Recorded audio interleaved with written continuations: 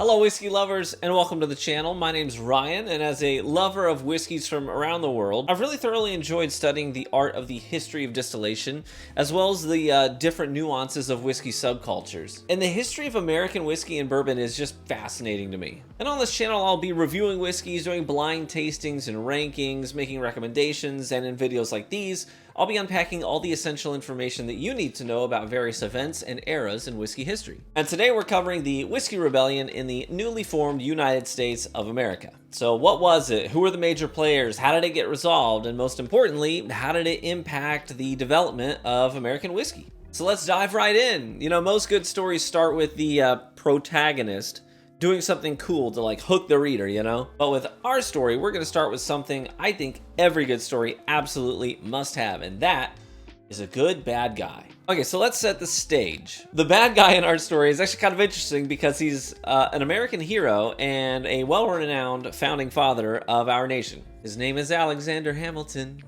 His name is Alexander Hamilton, and there's tens of thousands of farmers he hasn't pissed off yet. Just you wait, just you wait.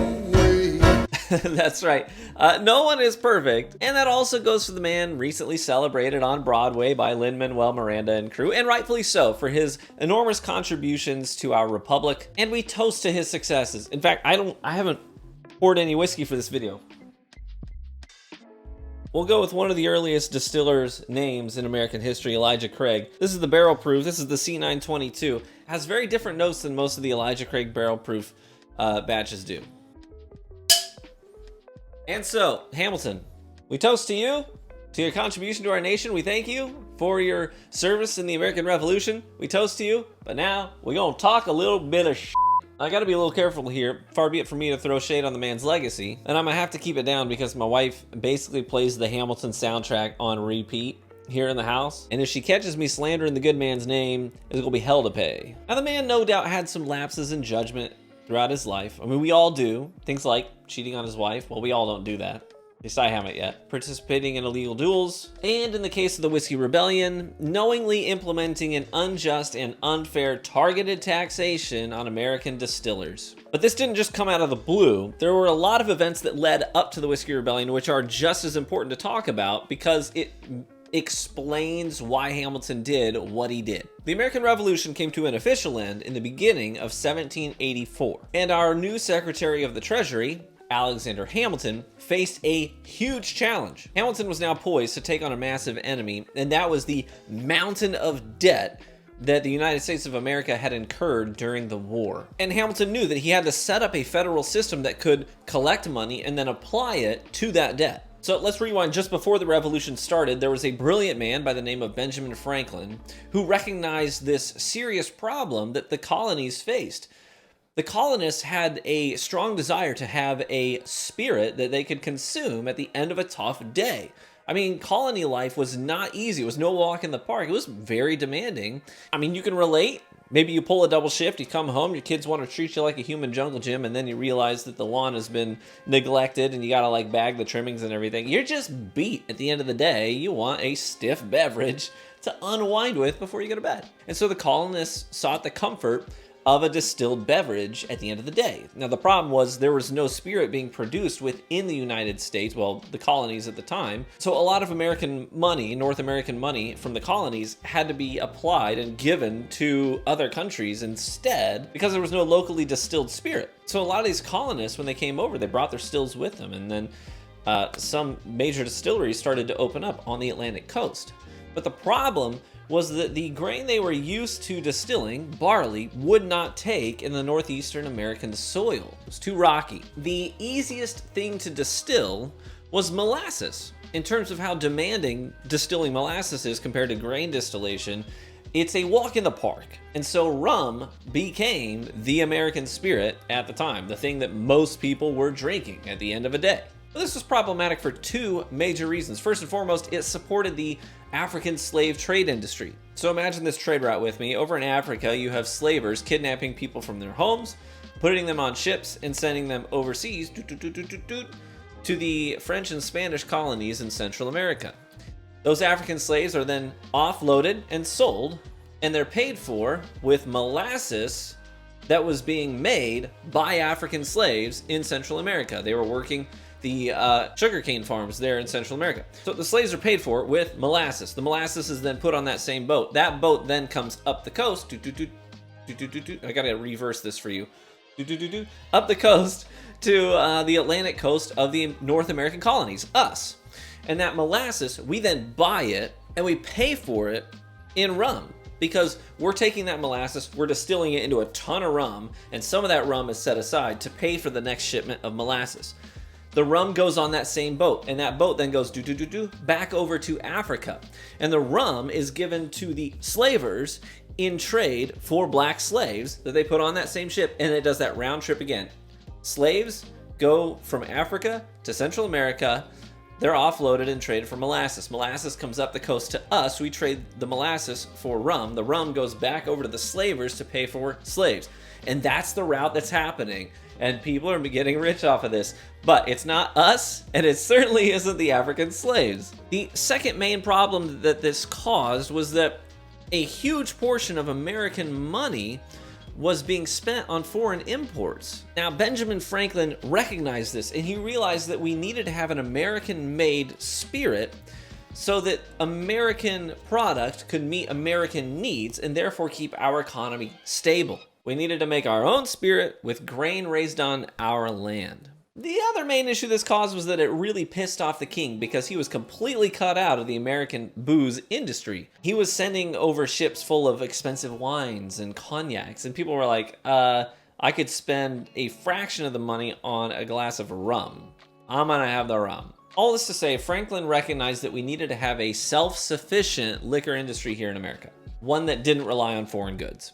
So one thing led to another. We started to raise rye fields and distill rye into rye whiskey. And then in the southern areas down in like Kentucky, we started to distill corn and started to make what would ultimately become bourbon whiskey. Now fast forward to Hamilton's debt problem. Booze was a huge part of American culture. Alcohol was being consumed a lot, and he knew this. And there was not yet a federal income tax where the government just took a portion of your earnings. Wouldn't that be nice?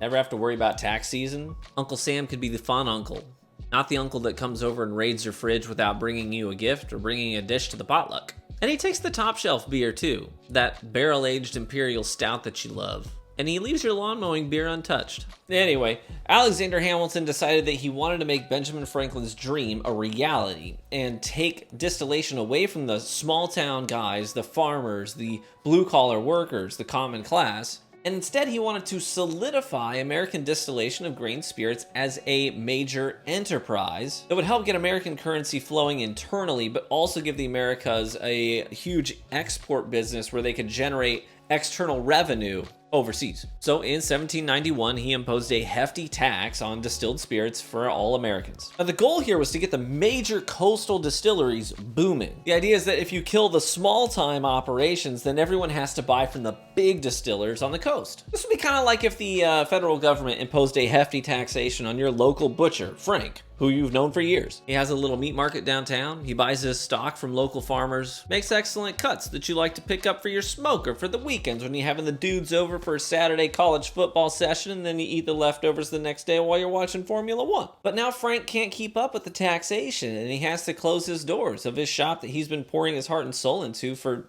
decades. And now the only place you can go to buy the cuts of meat that you need is the local grocery store, the big chain people. And their cuts aren't even all that great. That's what Hamilton was doing. So how did this target the small town guy, you might ask? So Hamilton did two things to make sure this would choke out the local distillers. First, the tax had to be paid in American currency. It was required by law. Now this isn't a problem in the booming metropolises on the coast where the coastal distillers are because American currency was already flowing there. No problem. But you have to remember, this was just 7 years after the war. The frontier towns further west had little to no American currency in circulation at that time. This was a barter economy. The farmers would raise their grain and they would distill a good portion of it to make whiskey. And then they would use that whiskey to buy groceries, tools for raising their crops, building materials, even land. The grain was too hard to transport for trade purposes, but whiskey could be put in jugs and barrels and moved very easily. And so that whiskey was used as currency. The American dollar at the time may as well have been a jug of whiskey. So Hamilton requiring these people to pay the tax in a form of currency they did not have access to was downright cruel, and he knew it. The second way that Hamilton targeted these people was by imposing the tax in two separate ways. In the cities and coastal towns where the government had a stronger presence, they would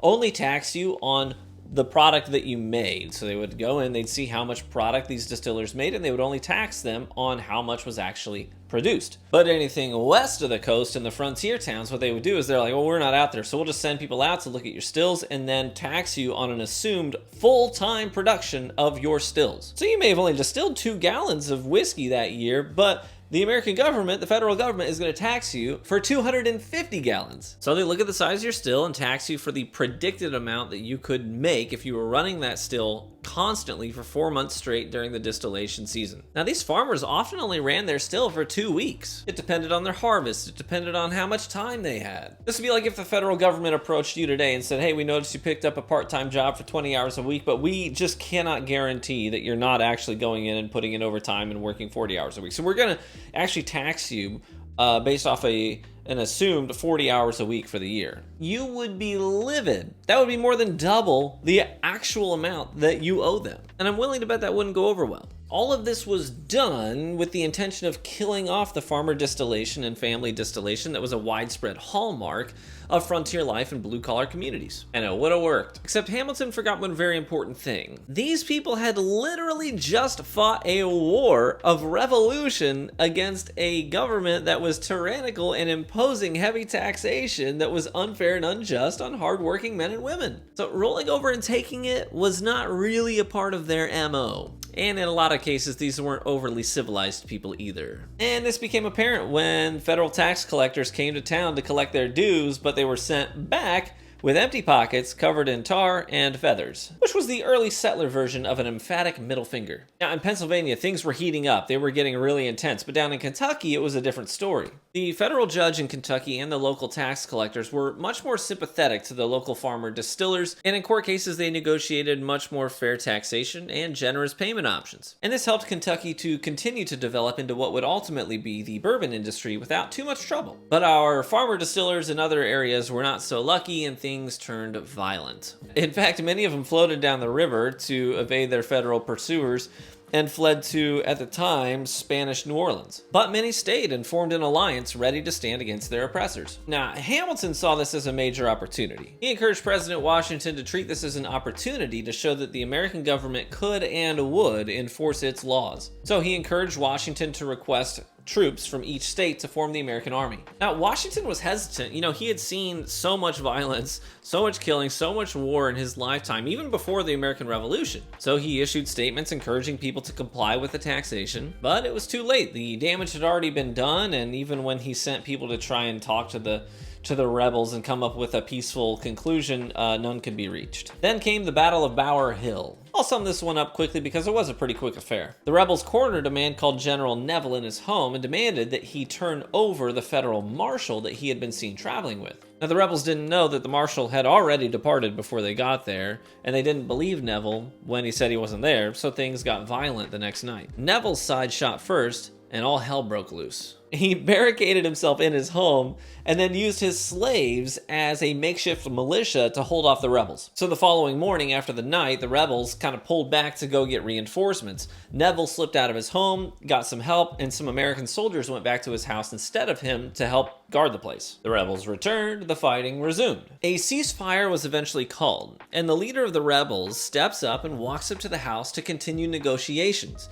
But he's gunned down in cold blood, defenseless as he approaches the home, and the rebels have to watch as their main man walks up there to be peaceful and have a conversation with them, and instead just gets mowed down. This sent the rebellion spiraling into a frenzy, as you can imagine. And many people were outraged by this and joined the cause until the Whiskey Rebellion was mostly made up of people who did not distill whiskey. Meanwhile, Hamilton started publishing essays in the Pittsburgh newspaper under a fake name, discouraging violence and insurrection. But ultimately, a federal army was formed and they marched on the rebels, who really stood no chance against such a huge show of force. They quickly surrendered and many of them said oaths of allegiance to the United States. But some refused and were sent to prison, and many of the leaders of the rebellion ran, they fled, they escaped south to evade capture. But in the end, only 2 men were convicted of treason. But George Washington took pity on them. He declared that one of the guys was a simpleton. In other words, his brain don't work right. And the other one he declared to be legally insane. Like I said before, they weren't overly civilized people. And so the rebellion came to an end, snuffed out by Washington's army.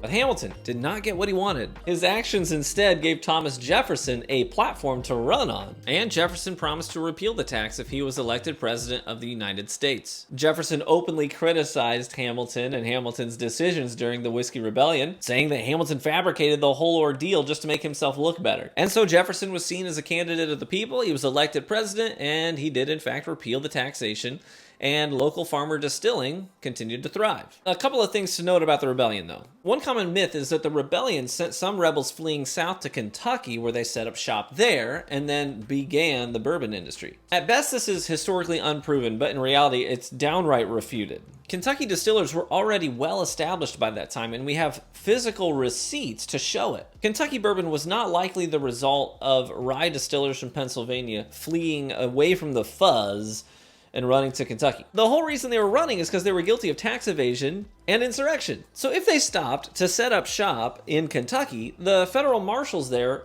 would have just arrested them. They were going easy on their local farmer distillers there in Kentucky, but they absolutely would not have gone easy on rebels, insurrectionists, and treasonous tax evaders fleeing away from the federal government and the charges pressed against them. If these people had stopped in Kentucky, they would have just faced the same problems there. The most accurate records show these people fleeing all the way south to Spanish New Orleans, where the fuzz could not reach them. But Kentucky bourbon does owe a lot of its success to these tax collectors and federal judges in Kentucky who worked diligently to arbiter a good relationship and a fair relationship with the local distillers there so they could continue to thrive and thankfully perfect their craft.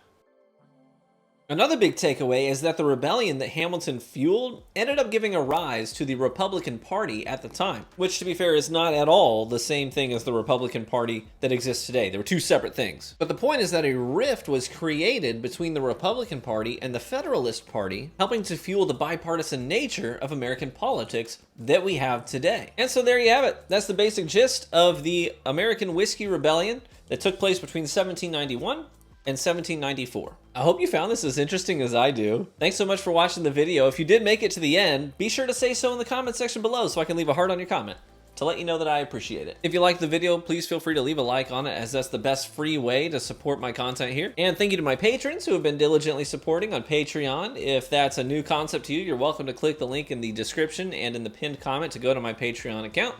And you can see on my page ways that you can get involved. We have discussions, post pictures, talk about whiskey, and the patrons help me justify the time I'm spending on this side channel, which isn't my main channel. So you can do things like sponsor bottles if you want to see me review some of your favorite whiskeys are right here on my channel. And in future videos, I'll be sure to cover some other big topics in American history. Things like the Prohibition, whiskey during the Civil War, the rectifiers and their perversion of American whiskey, even the origins of bourbon whiskey. You know, I asked my patrons, I said, what would you do if you were a farmer distiller during the Whiskey Rebellion and they started taxing you on product you weren't making? Eric says, I'd be slightly confused and probably ignore the other taxes and only pay on what I made. But what do you do then, Eric, when they start coming to town to collect from you with a show of force? Joshua says, this is quite interesting as I'm from Pennsylvania where the Whiskey Rebellion took place. That's cool.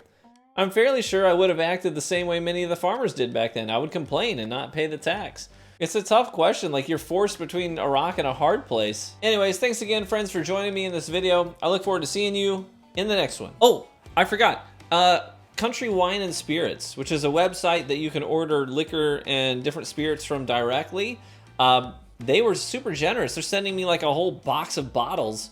Whiskeys, tequilas, rums, liqueurs. So thank you so much to Country Wine and Spirits for supporting the channel. I really appreciate that. They're not a sponsor. They're not paying me to say anything. But I will tell you that they did set up a discount code for me called Vanguard 5. Vanguard and then the number 5. No spaces. So if you're ever on their website and you want to get a little discount on their spirits, make sure you use that code. Bye-bye.